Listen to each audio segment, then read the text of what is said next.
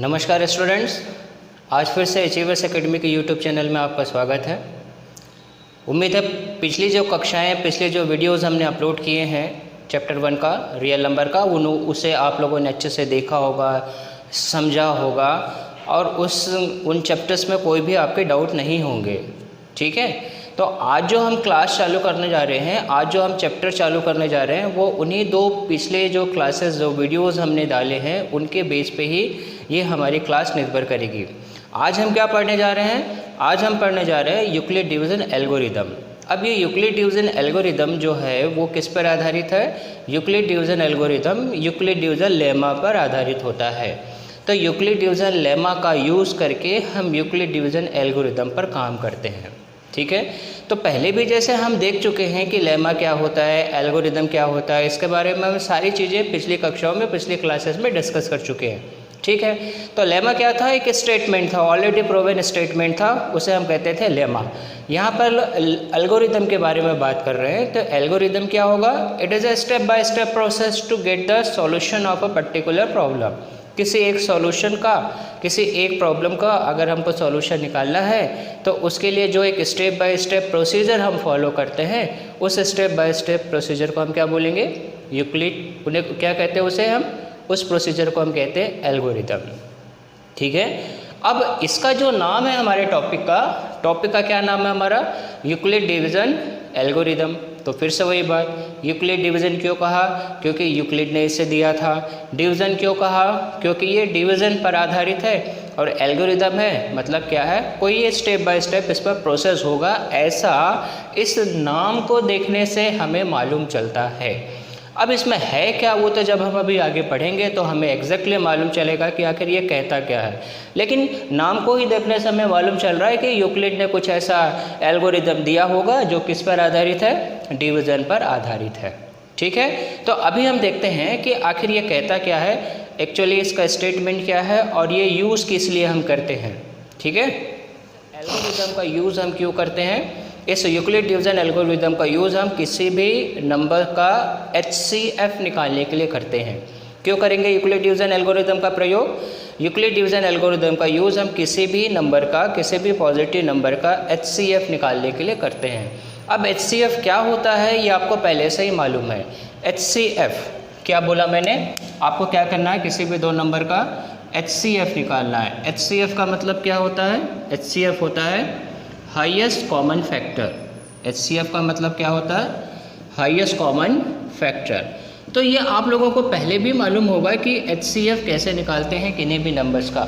अगर आपको नहीं मालूम तो एक बार थोड़ा सा रिवाइज करके देखते हैं कि HCF आखिर निकलता कैसे है। सपोज़ मान लेते हैं कि मेरे पास एक नंबर है 30 और एक नंबर है 45। तो इस 30 और 45 का मुझे क्या निकालना है?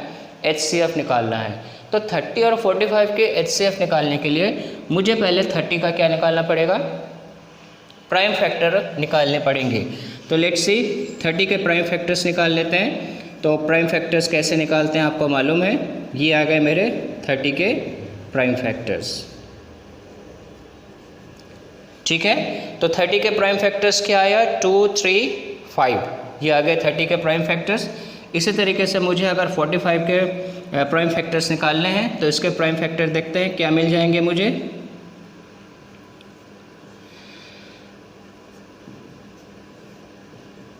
ये देखिए, तो ये मुझे मिल गए किसके? 45 के प्राइम फैक्टर्स मिल गए। अब इन दोनों फैक्टर्स में आप देखिए हाईएस्ट कॉमन फैक्टर क्या है? 30 का कॉमन फैक्टर मुझे क्या? 30 के फैक्टर्स मुझे क्या मिले? 2 × 3 × 5। उसी तरीके से 45 के फैक्टर्स क्या मिले मुझे मिले ये 3 × 3 × 5। ये मिल गया। अब इन दोनों फैक्टर्स में से, इन दोनों नंबर्स के फैक्टर्स में से मुझे कॉमन फैक्टर निकालने हैं। क्या निकालने हैं मुझे? कॉमन फैक्टर निकालने हैं। तो आप देख सकते हैं कि इन दोनों में कॉमन फैक्टर कौन कौन से हैं। तो इन दोनों में कॉमन फैक्टर कौन सा है? यहाँ पर आपको एक फैक्टर 3 नज़र आ रहा है और एक फैक्टर क्या नज़र आ रहा है आपको? 5 नज़र आ रहा है, जो कि दोनों में कॉमन है, 3 और 5। अब आप यहाँ से बोलेंगे कि इसका जो HCF है 30 और 45 का HCF क्या मिल गया आपको? एक कॉमन फैक्टर 3 मिल गया, एक कॉमन फैक्टर क्या मिल गया? 5 मिल गया। तो आप क्या बोल सकते हैं ना सर इसका एक कॉमन फैक्टर 3 है 5 है, तो HCF इसका या तो 3 होगा या तो 5 होगा। ऐसा है क्या? नहीं होगा। ऐसा क्यों नहीं होगा? क्योंकि कॉमन फैक्टर 3 और 5 तो हैं। क्या है कॉमन फैक्टर? यहाँ पर 3 और 5 हैं, लेकिन किस तरीके के आप इन्हें निकाल पाएंगे? देखिए, तो यहाँ पर जो कॉमन फैक्टर है आपको क्या करना पड़ेगा? हाईएस्ट कॉमन फैक्टर बोल रहा है। क्या बोल रहा है आपको? हाईएस्ट कॉमन फैक्टर बोल रहा है। तो हाईएस्ट कॉमन फैक्टर निकालने के लिए आपको इन दोनों फैक्टर्स का क्या करना पड़ेगा? मल्टीप्लिकेशन करना पड़ेगा। इन दोनों फैक्टर्स का आपको क्या करना है? कॉमन फैक्टर्स का मल्टीप्लिकेशन करेंगे, तब आपको क्या मिलेगा? HCF मिलेगा, हाईएस्ट कॉमन फैक्टर मिलेगा। तो HCF ऑफ 30 एंड 45 कितना मिल गया मुझे? 15 मिला मुझे 30 और 45 का HCF। ये प्रोसेस है जो हम अभी तक करते आए हैं, ठीक है। तो इसी प्रोसेस से प्राइम फैक्टराइजेशन मेथड से हम क्या करते आए हैं? किसी भी नंबर्स का HCF निकालते आए हैं, ठीक है। तो अब बोलेंगे जब हम इस तरीके से HCF ऑलरेडी निकालते आए ही हैं तो इस नए एल्गोरिदम की क्या ज़रूरत है? हम इसे नहीं निकाल लेंगे, हम इस पे क्यों जाएंगे? डिवीज़न एल्गोरिदम पे या यूक्लिड डिवीज़न एल्गोरिदम पे हमें जाने की क्या ज़रूरत पड़ गई? हम इसे से निकाल लेते हैं, ठीक है। तो समस्या ऐसी आ जाती है कि ये सारे जो नंबर्स हैं वो छोटे छोटे नंबर्स हैं। प्राइम फैक्टराइजेशन मेथड से अगर आप निकालना चाहें, प्राइम फैक्टर मेथड से अगर आप HCF निकालना चाहें तो जो छोटे नंबर्स होते हैं उनका आप आसानी से फैक्टर्स निकाल सकते हैं। लेकिन जब अगर बड़े नंबरों पर आप जाएं, सपोज़ मान लिया मुझे एक नंबर ये है और एक नंबर ये है, अब मैं बोलूं कि इन दोनों नंबर्स का आप HCF निकालिए। क्या कहा मैंने? कि इन दोनों नंबर्स का आप HCF निकालिए। तो अगर आप प्राइम फैक्टर मेथड से इस तरीके के बड़े नंबर्स का factor, common factor HCF, highest common factor अगर निकालने जाएं तो आपका बहुत टाइम कंज्यूम होगा, आपको बहुत ज़्यादा मेहनत करनी पड़ेगी और टाइम वेस्ट करनी पड़ेगी अगर आप नॉर्मल प्राइम फैक्टराइजेशन मेथड से अगर ऐसे बड़े नंबर्स का HCF निकालने जाते हैं तो ऐसे सिचुएशन में जब नंबर्स हमारे पास बड़े हों और हम प्राइम फैक्टर मेथड से अगर HCF निकालना चाहें तो वो ज़्यादा टाइम कंज्यूम करेगा। तो उस सिचुएशन में हम HCF निकालने के लिए क्या करते हैं? यूक्लिड डिवीज़न लेमा का प्रयोग करते हैं। समझ आ रहा है कि इस यूक्लिड डिवीज़न एल्गोरिदम का प्रयोग हम क्यों करेंगे? बड़े नंबर्स का HCF निकालने के लिए हम यूक्लिड डिवीज़न एल्गोरिदम का प्रयोग करते हैं। तो ऑब्वियस है जब बड़े नंबर का हम HCF निकाल सकते हैं यूक्लिड डिवीज़न एल्गोरिदम से तो छोटे नंबर का भी निकाल पाएंगे, ठीक है। तो हम क्या करेंगे? अगर हम इस यूक्लिड डिवीज़न एल्गोरिदम को समझना चाहते हैं HCF फाइंड आउट करने के लिए, तो हम एक छोटा नंबर लेते हैं और वो छोटा नंबर से इस एल्गोरिदम का प्रोसेस समझते हैं कि आखिर ये क्या कहता है। उसके बाद हम इस एल्गोरिदम को आसानी से समझ पाएंगे स्टेटमेंट के फॉर्म में। तो इस एल्गोरिदम को समझने के लिए पहले छोटा सा एग्जाम्पल देखते हैं कि किस स्टेप्स का यूज़ करते हुए हम इस एल्गोरिदम से HCF निकाल पाएंगे। चलिए देखते हैं। तो अभी यूजिंग यूक्लिड डिवीज़न एल्गोरिदम हमें HCF निकालना है, मान लेते हैं 30 और 45 का, जो हमने अभी पुराने मेथड से निकाला था। अब 30 और 45 का HCF निकालना है, किससे हमको निकालना है? यूक्लिड डिवीज़न एल्गोरिदम से। तो इसे देखते हैं किस तरीके से निकालेंगे। तो आप क्या करेंगे? यहाँ पर जो बड़ा वाला नंबर होगा उस बड़े वाले नंबर को छोटे वाले नंबर से आप डिवाइड कीजिए। बड़े वाले नंबर को क्या करेंगे? छोटे वाले नंबर को डिवाइड करते हैं। तो यहाँ पर हमने 45 को डिवाइड किया किससे? 30 से डिवाइड कर दिया, ठीक है। तो याद रखिए आपको क्या करना है? बड़े वाले नंबर को छोटे वाले नंबर से डिवाइड करना है। तो मेरा बड़ा नंबर यहाँ पर क्या चीज़ है? 45, उसको मैंने 30 से डिवाइड किया। चलिए डिवाइड करते हैं। डिवाइड करने के बाद मुझे रिमाइंडर क्या मिला? यहाँ पर मुझे रिमाइंडर मिल गया क्या? 15, ठीक है। अभी देखिए कर क्या रहा है यहाँ पर? रिमाइंडर मुझे 15 मिल गया। अब जब रिमाइंडर 15 मिला, क्या हुआ? यहाँ पर रिमाइंडर 15 मिला। तो देखिए यहाँ पर 45 को अगर मैं 3 से डिवाइड किया हूँ तो मुझे हाईएस्ट कॉमन फैक्टर निकालना है जो दोनों में कॉमन फैक्टर। तो अगर मैं 45 को 30 से डिवाइड करता हूँ तो रिमाइंडर मेरा क्या बच जा रहा है, 15 बच जा रहा है। ठीक है, तो अभी भी इसमें कुछ फैक्टर्स ऐसे हैं जो कॉमन हैं, इसीलिए तो इसमें रिमाइंडर बच रहा है।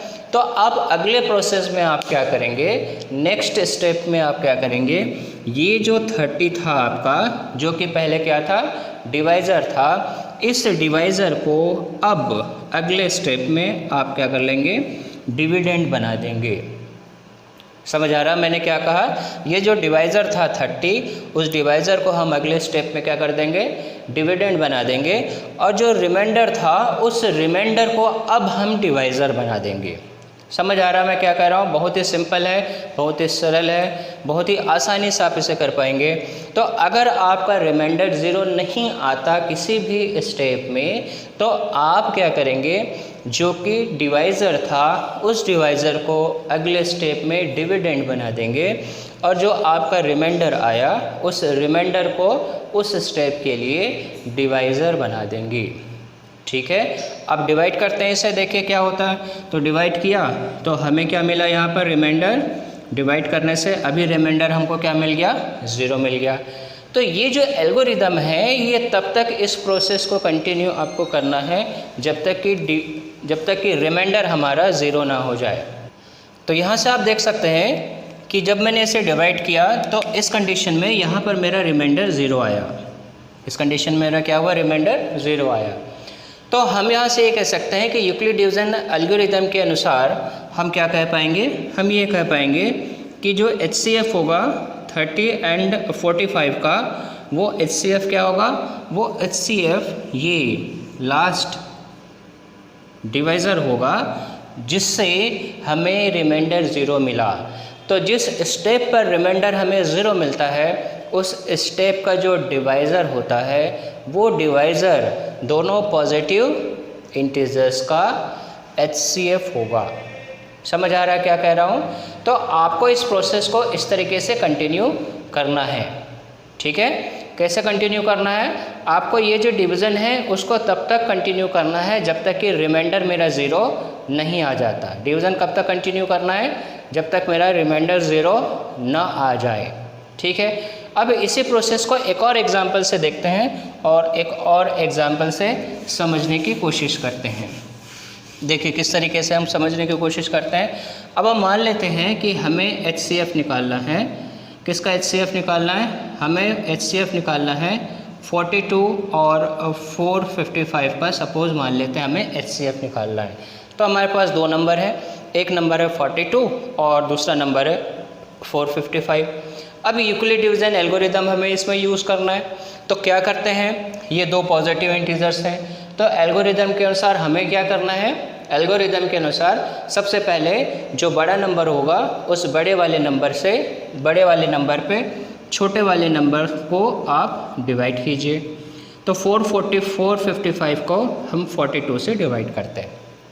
455 को हम क्या करते हैं, 42 से डिवाइड करते हैं। क्या जाएगा हमारा, इट इज़ 10 टाइम्स 420, माइनस कीजिए तो यहाँ हमें क्या मिल जाएगा, 35 मिल जाएगा।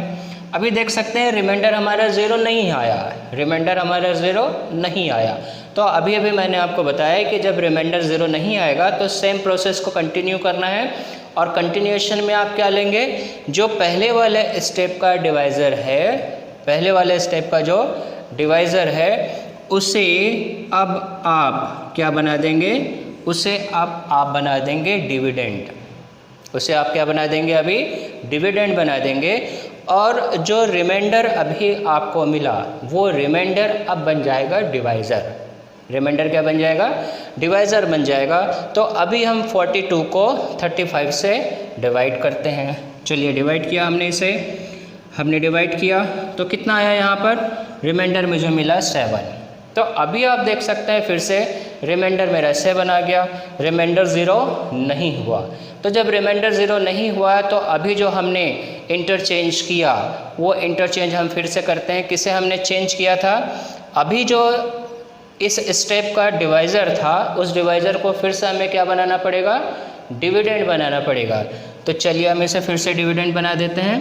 तो 35 को मैंने क्या बना दिया, फिर से डिविडेंड बना दिया, और जो मेरा रिमाइंडर था वो रिमाइंडर क्या बन गया, अभी डिवाइज़र बन गया। अभी हम 35 को 7 से डिवाइड करते हैं, क्या मिला देखिए यहाँ पर। तो 35 को जब 7 से मैंने डिवाइड किया तो अभी आप देख सकते हैं क्या मिल गया, मुझे 0 मिल गया रिमाइंडर।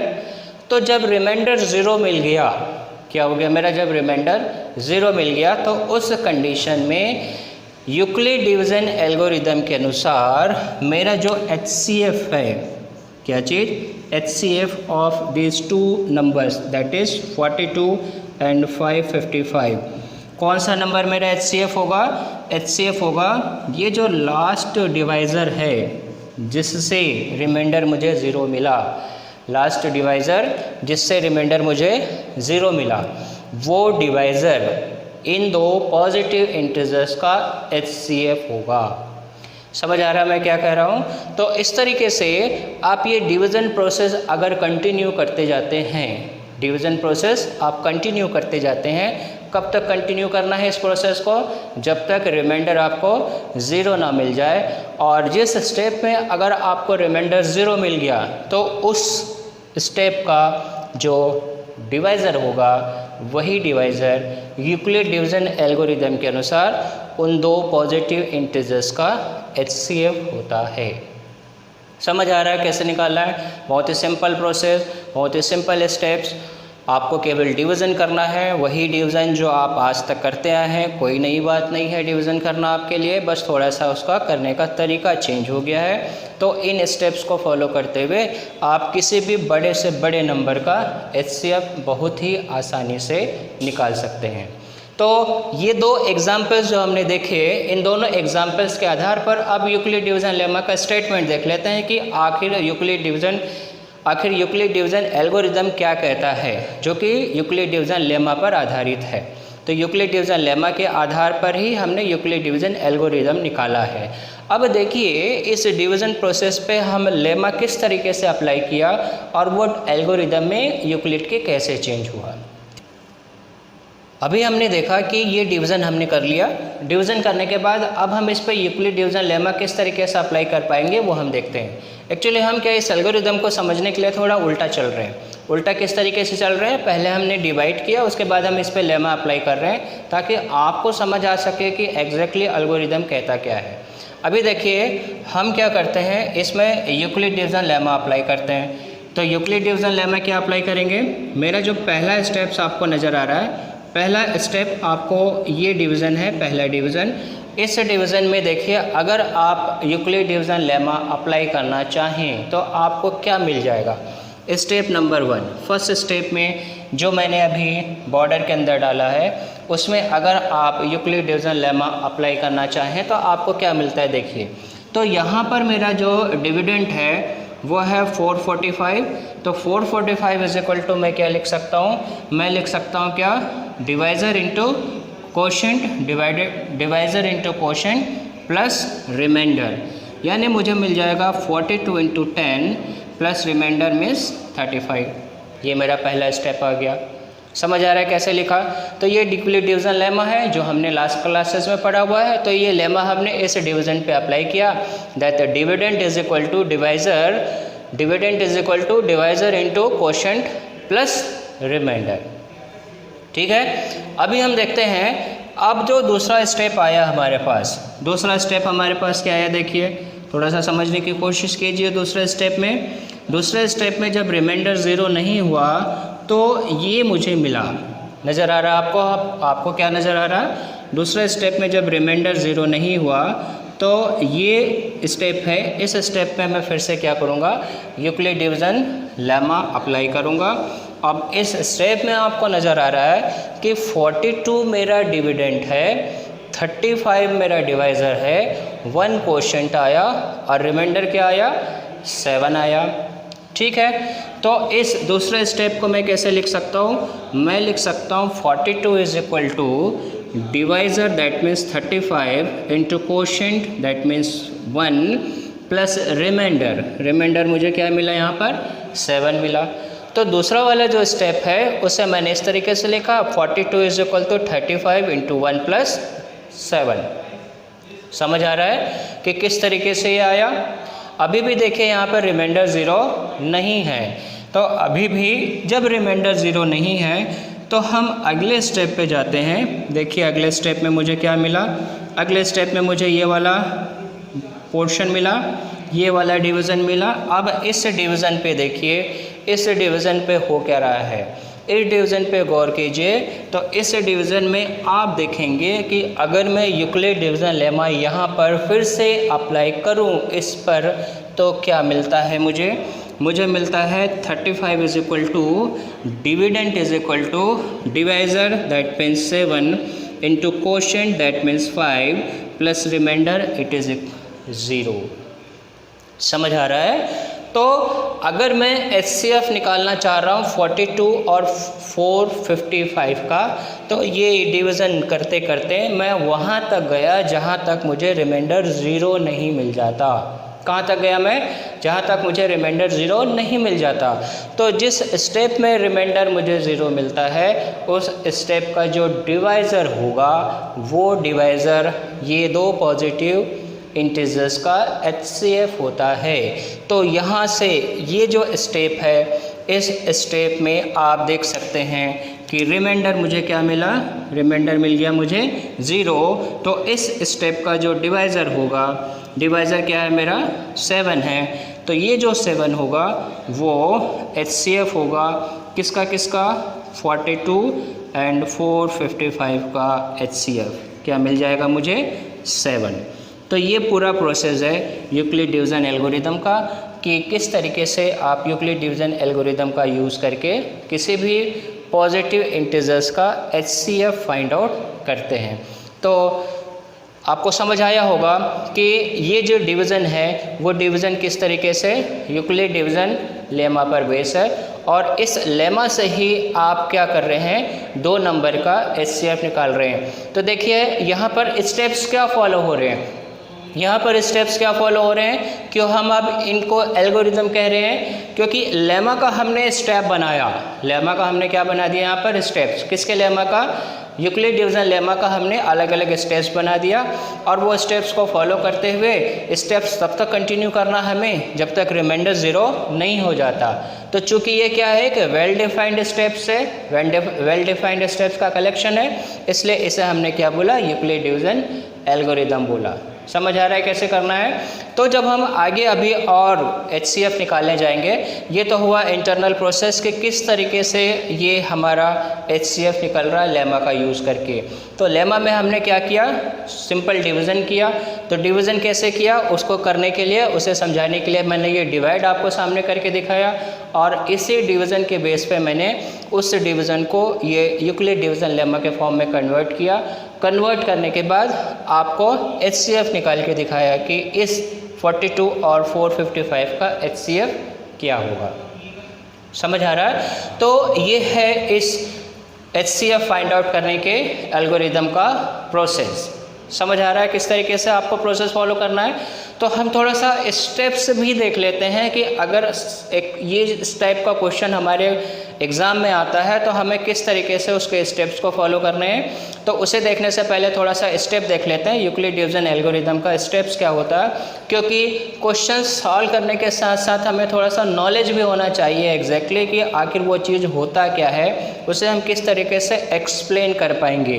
तो अगर आपसे कोई बोलता है कि भाई आप थोड़ा यूक्लिड डिवीज़न एल्गोरिदम को एक्सप्लेन कीजिए, तो आप ऐसा एग्जाम्पल देके तो एक्सप्लेन करने नहीं जाने वाले, तो आपको उसके स्टेटमेंट्स बताने पड़ेंगे कि आखिर यूक्लिड डिवीज़न एल्गोरिदम कहता क्या है। तो आगे के और एग्जांपल्स पे जाने से पहले थोड़ा सा उसके स्टेटमेंट्स देख लेते हैं कि यूक्लिड डिवीज़न एल्गोरिदम का स्टेटमेंट कहता क्या है, ताकि वो और हमें क्लियर हो जाए कि हम उसमें कर क्या रहे हैं।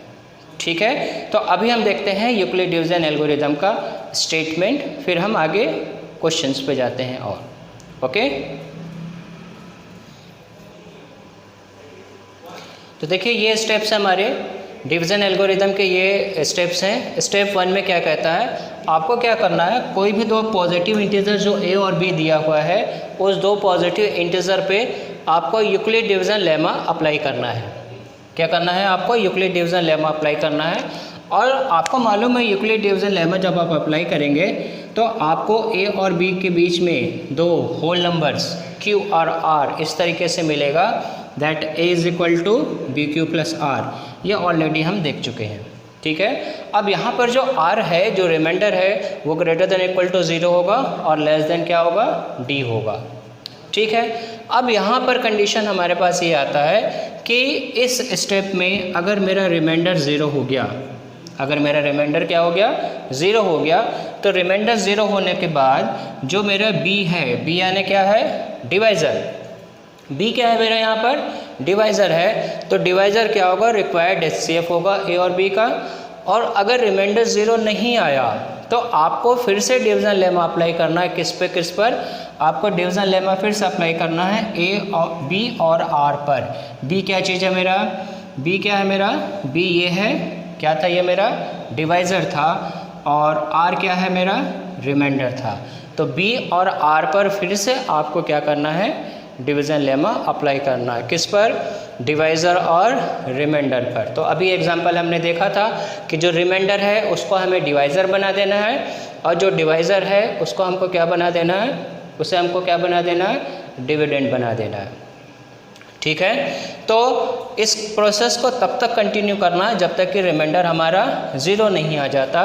तो जिस स्टेज में हमारा रिमाइंडर 0 आएगा उस स्टेज का जो डिवाइज़र होगा वो क्या होगा, मेरा HCF होगा। उस स्टेज का डिवाइज़र क्या होगा, HCF। देखिए छोटा सा एग्जांपल जो हमने पहले देखा था, क्या देखा था हमने, 45 और 30 का HCF निकाला था। तो 45 को हमने क्या किया, 45 डिवाइडेड बाय 30 किया। अभी देखिए इसको मैं फिर से एक बार आपको समझा दूं, ये मेरा 15 आया था, अब इस 15 को मैंने फिर से किससे डिवाइड किया था, 35 से डिवाइड किया था। यहाँ पर कितना आ गया था, मुझे रिमाइंडर 0 मिल गया था, ठीक है। तो यहाँ पर आप देखिए ये मेरा जो 45 है, ये 45 क्या है, A है, ये 30 क्या है मेरा, B है, ये 1 क्या है, ये 1 क्या चीज़ है मेरा, क्वोशेंट है, ठीक है। और ये 15 यहाँ मेरा था रिमाइंडर, 15 क्या था मेरा यहाँ पर, रिमाइंडर था। तो यहाँ से आप देखिए मैंने क्या किया, 30 और 45 पर यूक्लिड डिवीजन लेमा लगाया, A is equal to B Q plus R किया, यानी कि 45 इज इक्वल टू क्या हो जाएगा, 30 इंटू 1 प्लस 15। ये मेरा पहले स्टेप पे आ गया। पहले स्टेप आने के बाद आप देख सकते हैं कि रिमाइंडर मेरा 0 यहाँ पर नहीं था, रिमाइंडर मेरा 0 यहाँ पर नहीं था। तो रिमाइंडर 0 नहीं है तो मुझे फिर से डिवीज़न लेमा अप्लाई करना है, किस पे करना है, बी और आर पे। बी मेरा 30, देखिए मैंने 30 को यहाँ फिर से डिविडेंड बना दिया, और आर यानी कि रिमाइंडर, अभी मेरा आर जो रिमाइंडर था वो क्या हो गया, डिवाइज़र बन गया। तो स्टेप नंबर 2 के लिए ध्यान से देखिए कि क्या हुआ। स्टेप नंबर 2 पे जब आए, जब रिमाइंडर 0 नहीं हुआ, उस कंडीशन में ये है, ये मेरा बन गया बी, जो रिमाइंडर था 30 मेरा क्या बन गया, 30 बन गया मेरा ए, रिमाइंडर जो आर था वो अभी बन गया क्या, बी, और ये क्या मिल गया मेरा क्वोशेंट, और ये मिल गया आर, ठीक है। तो यहाँ पर देखिए फिर से मैंने डिवीज़न लेमा अप्लाई किया स्टेप नंबर 2 पे।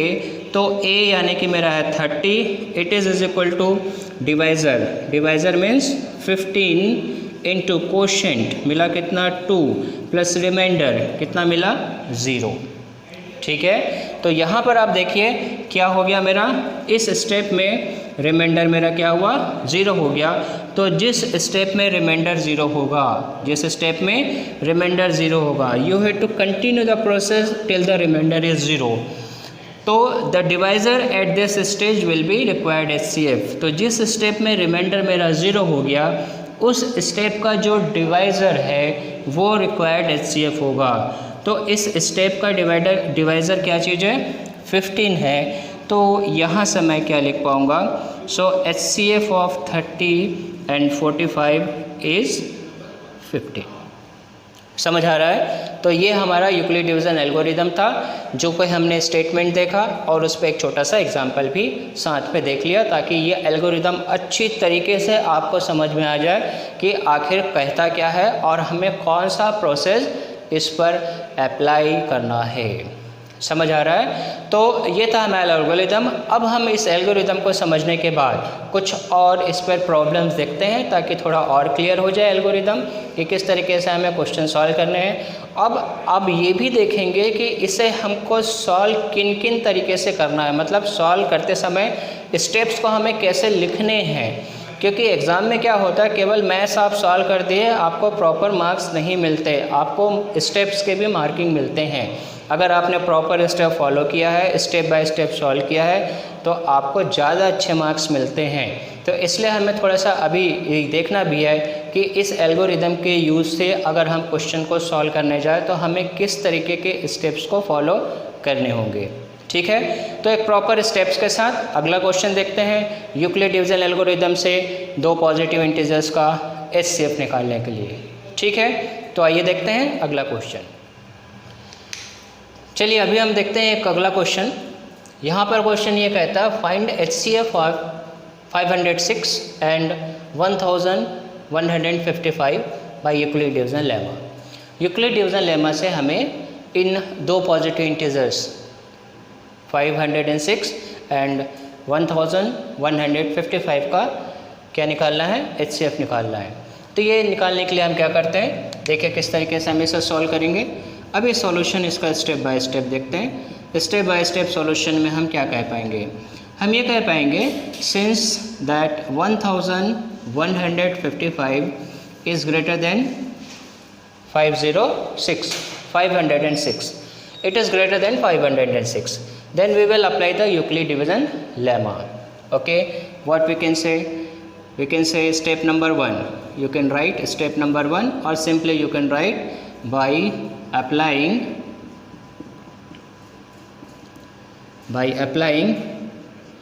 Euclid's division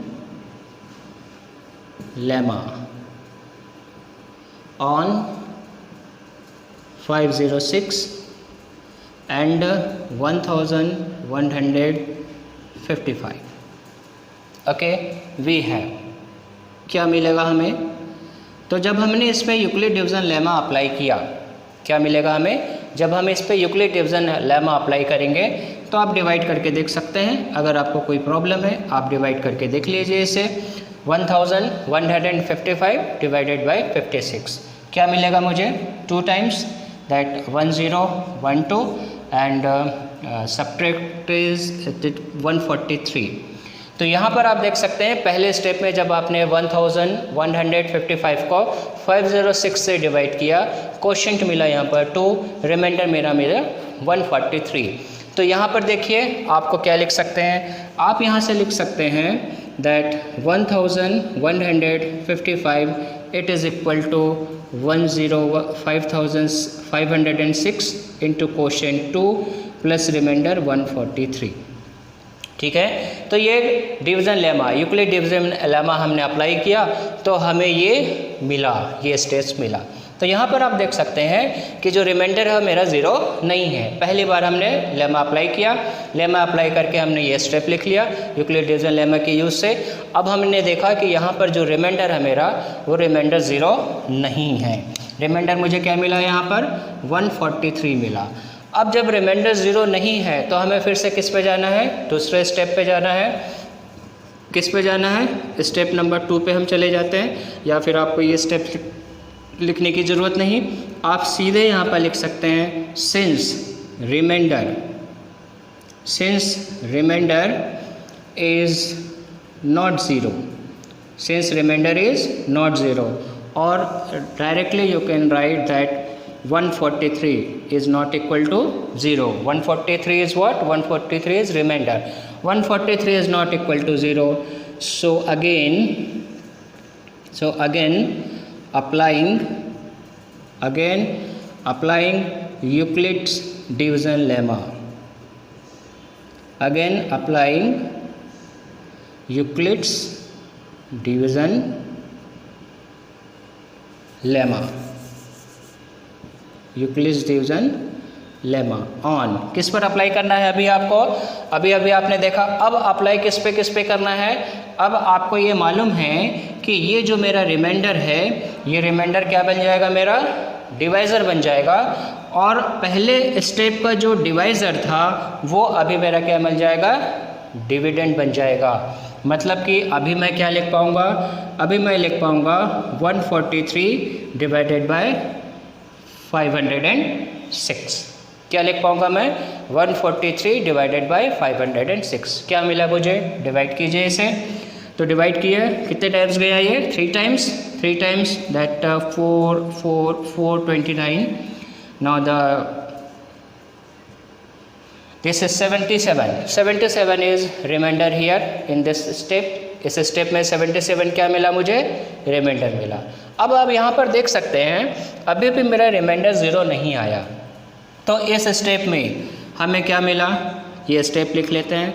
हमें क्या मिला, यूक्लिड डिवीजन अप्लाई किया, लेमा ऑन किस पे अप्लाई किया ये भी लिख लेते हैं। हमने किस पे अप्लाई किया, हमने यूक्लिड डिवीजन अप्लाई किया 506 एंड 143 पे।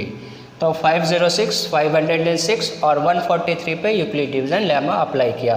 तो क्या मिला हमें मिला 506 506 is equal to 143 into quotient 3 plus remainder 77। ठीक है। अब यहाँ पर आप देख सकते हैं फिर से मेरा रिमाइंडर 0 नहीं आया, फिर से रिमाइंडर मेरा 0 नहीं आया। अब रिमाइंडर 0 नहीं आया तो हमें क्या करना पड़ेगा, फिर से अगले स्टेप पे जाना पड़ेगा। अगले स्टेप पे जाना पड़ेगा, हम लिख सकते हैं since 77 which is remainder is not 0। Remainder 0 नहीं आया, रिमाइंडर 0 नहीं आया तो हम फिर से लेमा अप्लाई करेंगे। Again applying Euclid's division lemma, again applying Euclid's division lemma, Euclid division lemma on किस पे, कौन से नंबर्स पे अभी हमको अप्लाई करना है। तो कौन से नंबर्स पे अप्लाई करेंगे, आपको मालूम है ये जो कि क्या था, मेरा डिवाइज़र था और ये जो मेरा रिमाइंडर था।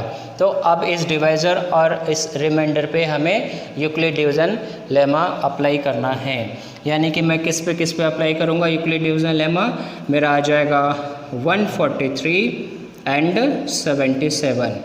143 और 77 पे मुझे अब फिर से यूक्लिड डिवीज़न लेमा अप्लाई करना है। तो क्या करना पड़ेगा अभी मुझे, अब थोड़ा सा ध्यान से देखिए फिर से। मुझे अप्लाई जब करना है तो ये जो मेरा डिविडेंड था, ये जो मेरा डिवाइज़र था, ये डिवाइज़र अभी मेरा क्या मिल जाएगा यहाँ पर अगले स्टेप के लिए, ये डिवाइज़र मेरा बन जाएगा डिविडेंड और जो रिमाइंडर था वो बन जाएगा मेरा डिवाइज़र। ठीक है। तो डिवाइज़र तो डिविडेंड बन गया और जो रिमाइंडर था वो बन गया डिवाइज़र। डिवाइड कीजिए इसे, क्या मिलता है देखते हैं। तो 143 डिवाइडेड बाय 77 क्या मिला आपको, क्वोशेंट 1 77। सब्ट्रैक्ट किया, सब्ट्रैक्ट करने से क्या मिल गया आपको यहाँ पर, सब्ट्रैक्ट करने से आपको मिल गया यहाँ पर 66। ठीक है। तो अभी आप यहाँ पर देखिए फिर से आपका रिमाइंडर 0 नहीं आया। रिमाइंडर 0 आया क्या, अभी फिर से रिमाइंडर 0 नहीं आया। तो आप क्या लिख सकते हैं यहाँ पर, लिखिए इस स्टेप को यहाँ पर। So we have what, apply किया लेमा, तो हम क्या लिख पाएंगे 143 that is dividend is equal to divisor into quotient plus remainder. Remainder मुझे क्या मिल गया यहाँ पर 66। इस नेक्स्ट स्टेप पे फिर से आप देख सकते हैं यहाँ पर रिमाइंडर 0 नहीं हुआ, मुझे रिमाइंडर अभी मुझे कितना मिला यहाँ पर 66 मिला। अब आपको क्या करना है, फिर से कंटिन्यूएशन में आना है। आप लिख पाएंगे since 66 is not equal to 0, 66 is not equal to 0, so what we can say again applying Euclid's division lemma, again applying Euclid's division lemma। किस पे अप्लाई करेंगे, कौन से नंबर पे अप्लाई करेंगे, तो फिर से चेंज कीजिए। अभी अप्लाई हम किस पे करेंगे, ये मेरा पहला वाला जो था डिवाइज़र और उस स्टेप का रिमाइंडर। तो अभी मेरा जो डिवाइज़र था वो क्या मिल जाएगा, मेरा डिविडेंड बन जाएगा और जो रिमाइंडर था वो क्या बन जाएगा, फिर से डिवाइज़र बन जाएगा। तो किस पे अप्लाई करना है हमें? 77 एंड 66 इन दो नंबर्स पे आप अप्लाई करेंगे। तो देखते हैं फिर से अप्लाई करके क्या मिलता है हमें। तो 77 और 66 पर हम अप्लाई करते हैं। यहाँ से हमने क्या किया, 66 और 77 पे लेमा अप्लाई किया। कितने टाइम्स गया ये? 1 टाइम्स 66, रिमाइंडर 0 आया। रिमाइंडर क्या आया? 0। तो क्या मिला हमको यहाँ से? हमको यहाँ से फिर से मिला that 77 is equal to divisor 66 into 1 plus remainder 11, ये मिल गया। अभी फिर से देखिए, रिमाइंडर मेरा 0 आया क्या? नहीं आया। आप क्या लिख सकते हैं? Since 11 is not equal to 0, 11 is not equal to 0, so again applying Euclid's division lemma, applying Euclid division lemma on किस पे? अभी किस पे अप्लाई करेंगे? अभी अप्लाई करेंगे ये 66 और किस पे? 11 पे। ऑन 66 एंड 11 अप्लाई कर लेते हैं 66 और 11 पे। सो ऑब्वियस है, अगर आप 66 को 11 से डिवाइड करेंगे तो आपको क्या मिल जाएगा? अभी रिमाइंडर 0 मिल जाएगा। सो वी हैव क्या मिला हमें यहाँ से? हमें मिला 66 is equal to 11 into 1 plus remainder 0। तो आप देख सकते हैं इस स्टेप में मेरा रिमाइंडर क्या आ गया? 0 आ गया। तो आपने देखा है एल्गोरिदम में, जब आपका रिमाइंडर 0 आ जाएगा तो उस स्टेप का जो डिवाइज़र होगा वो डिवाइज़र ही HCF होगा। यानी इस लास्ट स्टेप का डिवाइज़र मेरा क्या है? 11 है। लास्ट स्टेप का डिवाइज़र मेरा क्या है? 11 है। तो मैं क्या लिख पाऊँगा? मैं ये लिख पाऊँगा, हैंस फाइनली मुझे क्या मिला? Hence HCF of 506 and 1155 it is equal to 11। ठीक है। तो इस तरीके से आप यूक्लिड डिवीज़न लेमा अगर आप अप्लाई करना चाहते हैं, यूक्लिड डिवीज़न एल्गोरिदम निकालने के लिए या यूक्लिड डिवीज़न एल्गोरिदम यूज़ करने के लिए, तो उस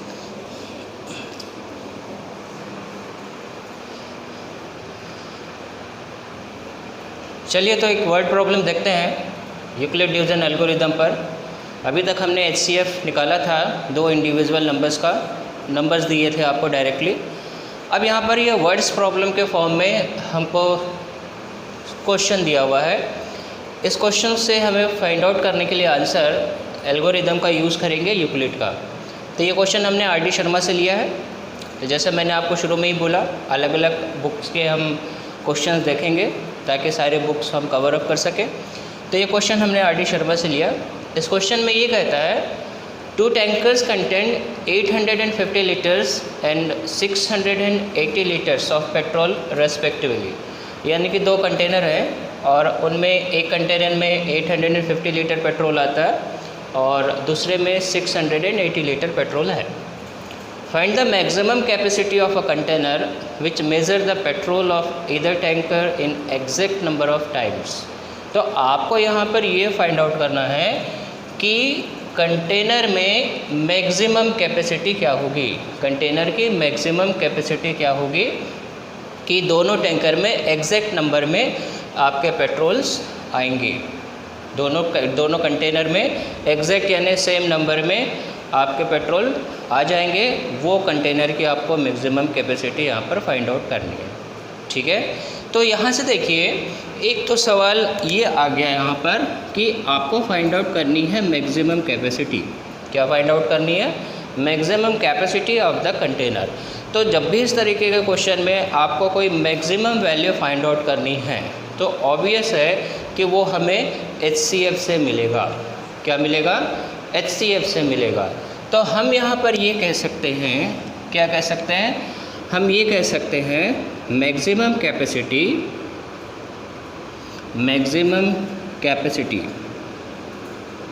of a container, maximum capacity of a container will be HCF of 850 and 680. So maximum capacity जो होगा वो 850 और 680 के HCF के इक्वल होगा. So let's find out the HCF of this two numbers. So by Euclid's division algorithm. By Euclid division algorithm, we will try to find out the HCF of 850 and 680. चलिए देखते हैं किस तरीके से. तो मेरे पास बड़ा नंबर क्या है 680 से मैं क्या करूँगा 850 को डिवाइड कर दूँगा. बड़ा नंबर 850 है, उसे मैं क्या करूँगा 680 से डिवाइड कर दूँगा. कितने टाइम्स गया ये 1 टाइम्स गया. That means it is 800 and 680, remainder 170. फिर से नेक्स्ट प्रोसेस में आप क्या करेंगे, ये जो डिविडेंड था, ये जो डिवाइज़र था उसे आपने डिविडेंड बना दिया. तो 170 डिवाइडेड बाय 680 कितने टाइम्स गया ये 4 टाइम्स 680. अब यहाँ पर आप देख सकते हैं रिमाइंडर आपको क्या मिल गया 0 मिल गया. रिमाइंडर क्या मिला यहाँ पर 0. तो आप ये कह सकते हैं यूक्लिड डिवीज़न एल्गोरिदम आपने अप्लाई कर लिया. यूक्लिड डिवीज़न एल्गोरिदम से आपको HCF निकालना है. तो हम यहाँ पर क्या लिख पाएंगे, फर्स्ट स्टेप में लिख पाएंगे that 850 it is equal to 680 into 1 plus 170. तो यहाँ से हम देख सकते हैं रिमाइंडर 0 नहीं है. क्या कह सकते हैं, since remainder which is 170 is not equal to 0. So we will continue the process को हम फिर से कंटिन्यू करेंगे. क्या करेंगे, प्रोसेस को फिर से कंटिन्यू करेंगे. तो प्रोसेस हमने फिर से कंटिन्यू किया तो फिर से हमें क्या मिल गया, हमें क्या मिल जाएगा. अब हमको क्या करना पड़ेगा 170 से किसे डिवाइड करेंगे 680 को डिवाइड करेंगे. यानी अगले स्टेप में हमें क्या मिल जाएगा 680 इट इज़ इक्वल टू हमें क्या मिल जाएगा 170 इंटू 4 प्लस 0. ठीक है. तो यहाँ से आप देख पा रहे हैं कि इस स्टेप में सेकंड स्टेप में रिमाइंडर क्या हो गया 0 हो गया. दैट मीन्स HCF 850 और 680 का क्या हो जाएगा 170 इसका HCF हो जाएगा. ठीक. तो हमें मिला HCF 170. सो फाइनली हम क्या कह सकते हैं, हम ये कह सकते हैं हमें सवाल में क्या निकालना है maximum capacity of container. Hence we can write here the maximum capacity of container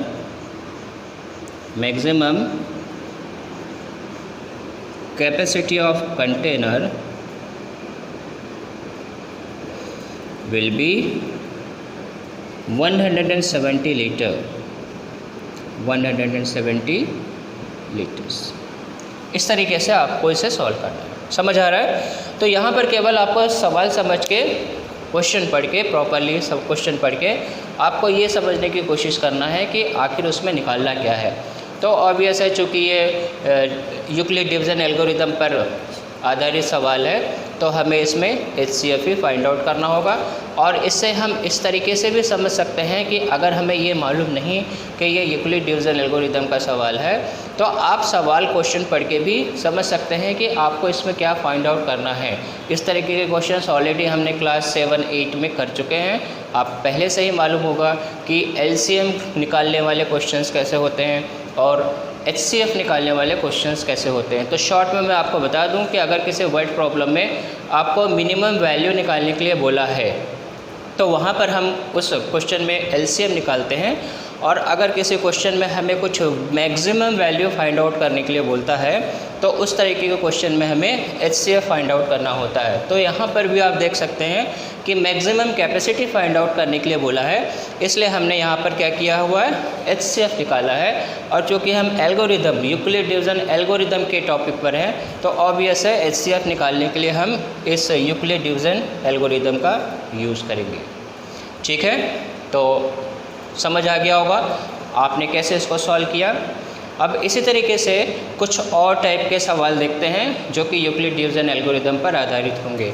तो ऐसे ही और वर्ड्स प्रॉब्लम बहुत से आपको मिलेंगे, आप उसे कोशिश कर सकते हैं, सॉल्व करने की कोशिश कीजिए। अगर कोई डाउट है, कुछ नहीं समझ आ रहा है, आप हमें कमेंट कर सकते हैं, हम उसका क्लेरिफिकेशन आपको दिलवाएंगे अगले वीडियो पे। ठीक है, तो चलिए अगला क्वेश्चन देखते हैं जो कि थोड़ा सा इससे अलग टाइप का होगा। उसे सॉल्व करने की कोशिश करते हैं, उसका प्रोसेस समझने की कोशिश करते हैं कि उस तरीके के क्वेश्चंस को हम कैसे सॉल्व कर पाएंगे। Okay, so let's see next question.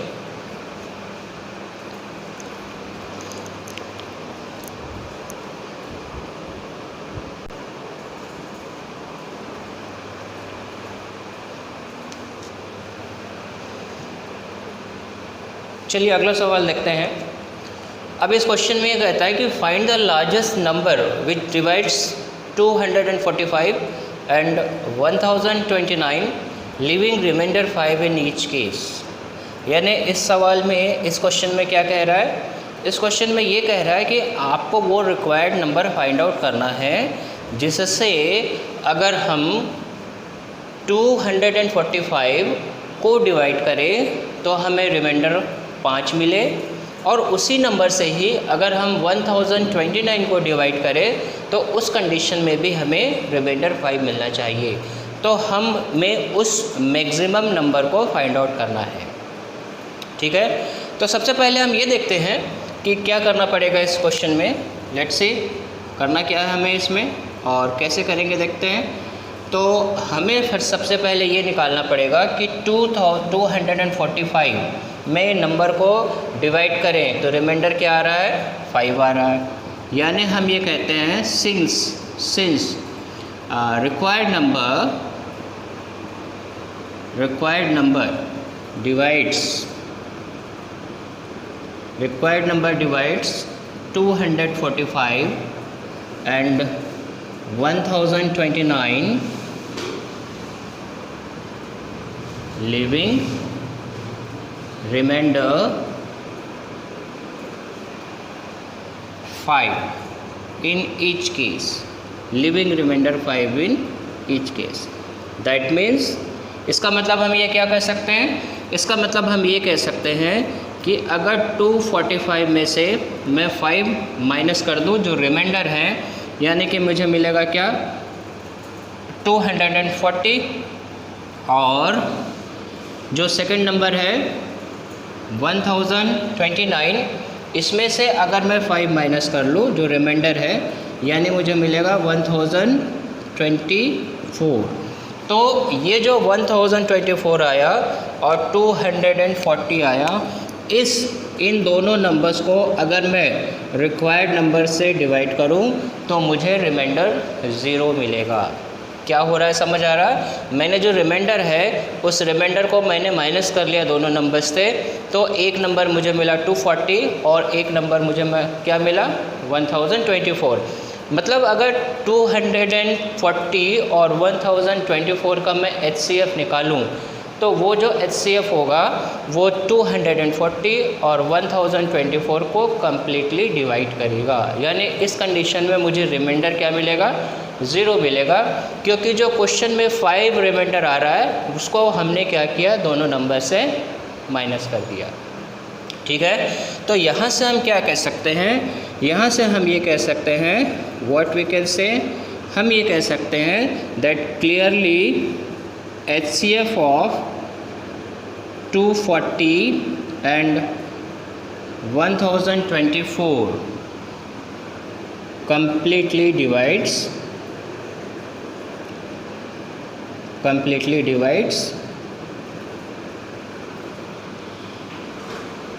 240 and 1024। तो HCF जो होगा वो दोनों नंबर्स को कम्प्लीटली डिवाइड करेगा। ठीक, तो यहाँ से हम दोनों नंबर का क्या निकाल लेते हैं, HCF निकाल लेते हैं। किसका HCF निकालें, 1024 और 240 का। तो यूक्लिड डिवीज़न एल्गोरिदम यूज़ करते हैं, by Euclid's division algorithm, what we can say, क्या कह सकते हैं हम, चलिए मैं डिवाइड करके यहाँ पर दिखाता हूँ इसे। तो 1024 देन डिवाइडेड बाय 240 क्या होगा यहाँ पर 4 टाइम्स, इट इज़ 960। सब्ट्रैक्ट किया, क्या मिला मुझे यहाँ पर 24। अब इस डिवाइज़र को मैंने बना लिया dividend. 64 divided by 240 divided by 24 क्या मिला मुझे 3 times 192, remainder 48, again it is 64। 64 को मैंने 48 से डिवाइड किया 1 टाइम्स 48, रिमाइंडर 16, फिर से 48 को 16 से डिवाइड किया 3 टाइम्स। तो यहाँ पर आप देख सकते हैं रिमाइंडर क्या आया 0 आया। रिमाइंडर क्या मिला मुझे 0 मिला। सो बाय यूक्लिड डिवीज़न एल्गोरिदम ये प्रोसेस हमने देखा। यूक्लिड डिवीज़न एल्गोरिदम से अगर मैं इस दोनों नंबर्स का HCF निकाल लिया तो बीच के स्टेप्स आप प्रॉपरली कर पाएंगे। आपको मालूम है स्टेप्स कैसे लिखने हैं, ये मैंने आपको निकाल के बताया कि एल्गोरिदम से किस तरीके से आप HCF निकाल पाएंगे। तो हम यहाँ से क्या देख सकते हैं, हम यहाँ से देख सकते हैं HCF of 240 and 1024 it is क्या हो जाएगा, इट इज़ 16। यानी कि जो 16 है वो 240 और 1024 को कम्प्लीटली डिवाइड करेगा। ठीक है, तो जब ये 16 220 और 1024 को कम्प्लीटली डिवाइड कर रहा है तो ऑब्वियस सी बात है कि जो रिक्वायर्ड नंबर, जो नंबर्स हमने दिया हुआ है क्वेश्चन में 245 और 1029, इन दोनों नंबर्स को अगर हम HCF 16 से डिवाइड करें तो हमें क्या रिमाइंडर मिलेगा, हमें रिमाइंडर 5 मिलेगा यहाँ से। सो फाइनली हम क्या कह सकते हैं, हम ये कह सकते हैं hence what, find the largest number. Hence what we can say 16 is the largest number, 16 is the largest number which divides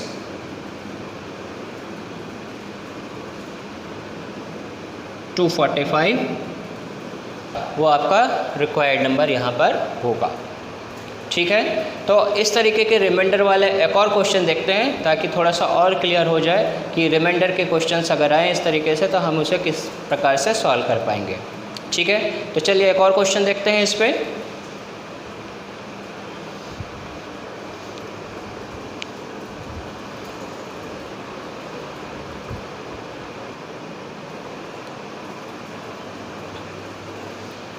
चलिए ये अगला क्वेश्चन है। एक पहले वाले क्वेश्चन में केवल एक ही रिमाइंडर बच रहा था 2 नंबर्स को डिवाइड करने से, लेकिन यहाँ पर देख सकते हैं कि हमारे पास 2 अलग अलग रिमाइंडर आ रहे हैं। क्वेश्चन क्या कह रहा है, find the largest number which divides 2053 and 967 and leaves a remainder 5 and 7 respectively. मतलब यहाँ पर ये कह रहा है कि हमको वो नंबर फाइंड आउट करना है जिससे अगर मैं 2053 को डिवाइड करूँ तो मुझे रिमाइंडर क्या मिलना चाहिए। उस कंडीशन में मेरे पास रिमाइंडर 5 आना चाहिए और अगर मैं उसी नंबर से 967 को डिवाइड करूँ तो उस कंडीशन में रिमाइंडर मुझे 7 मिलना चाहिए। ठीक है, तो यहाँ से देखिए कैसे करेंगे, सॉल्यूशन देख लेते हैं इसका किस तरीके से हम फाइंड आउट कर पाएंगे।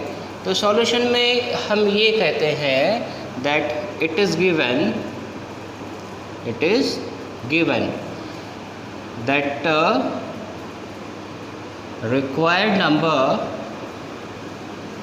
required number divides 2053 leaves a remainder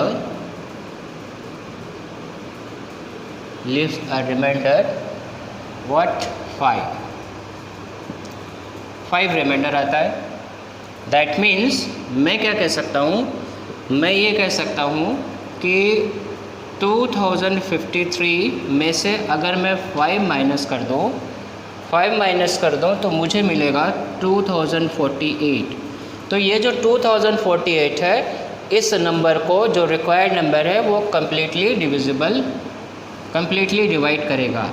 that means मैं ये कह सकता हूँ that 2053 minus 5 is equal to 2048 is completely divisible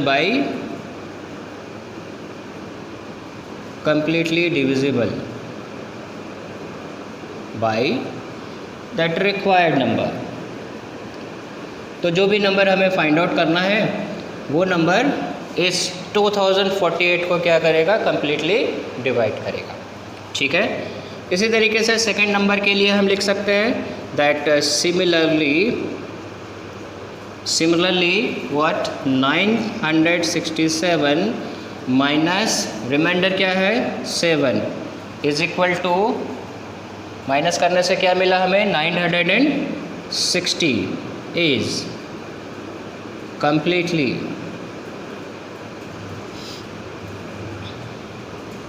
divisible by required number। तो जो भी रिक्वायर्ड नंबर हमें निकालना है उस रिक्वायर्ड नंबर से क्या हो जाएगा 960 कम्प्लीटली डिविजिबल हो जाएगा।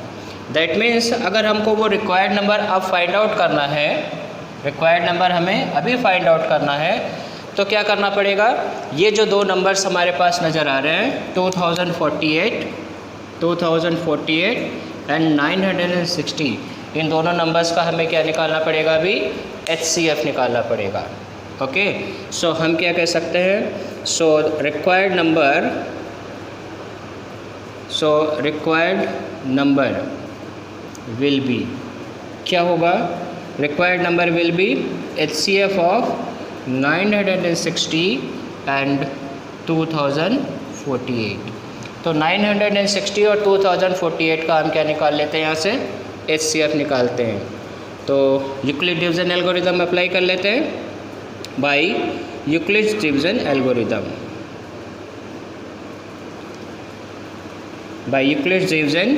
एल्गोरिदम। क्या कह सकते हैं अब हम, यूक्लिड डिवीजन एल्गोरिदम अप्लाई करते हैं, लेट्स सी। तो यहाँ पर करके देख लेते हैं दैट 2048 डिवाइडेड बाय 960। 2048 को मैं क्या करूँगा, 960 से डिवाइड करता हूँ, कितने टाइम्स जाएगा, इट इज़ 2 टाइम्स दैट 1920। क्या मिला मुझे यहाँ पर, रिमाइंडर 128 ये आया। अभी मैं 960 को डिविडेंड बनाऊँ यहाँ पर, सो 960 डिवाइडेड बाय 128, फिर से करते हैं, इसे डिवाइड करते हैं, how many times, it is 7 times, यानी कि यहाँ पर क्या मिल गया 896, ये आ गया। सब्ट्रैक्ट कीजिए इसे, सब्सट्रैक्शन कितना आया 64 आया, फिर से 128 divided by 64, 2 times it is 128। तो यहाँ पर आप देख सकते हैं रिमाइंडर आपको क्या मिल गया, रिमाइंडर आपके पास आया 0। तो रिमाइंडर यहाँ 0 आया, मतलब वो जो रिक्वायर्ड नंबर हमें चाहिए वो क्या मिलेगा, 64 मिल जाएगा। रिक्वायर्ड नंबर हमें क्या मिल जाएगा, 64 मिल जाएगा। तो फाइनली हम क्या कह सकते हैं, हम ये कह सकते हैं that hence required number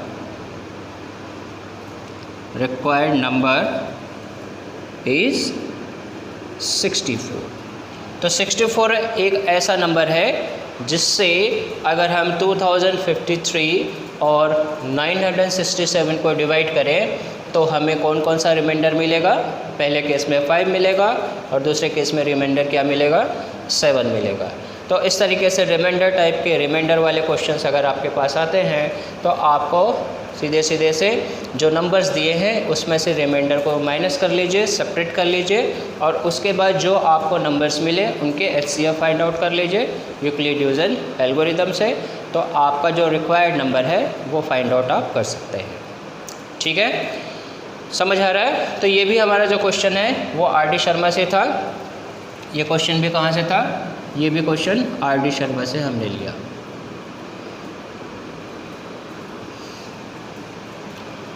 clear हो रहा है। तो ये थे हमारे यूक्लिड डिवीजन एल्गोरिदम के आधार पर क्वेश्चंस।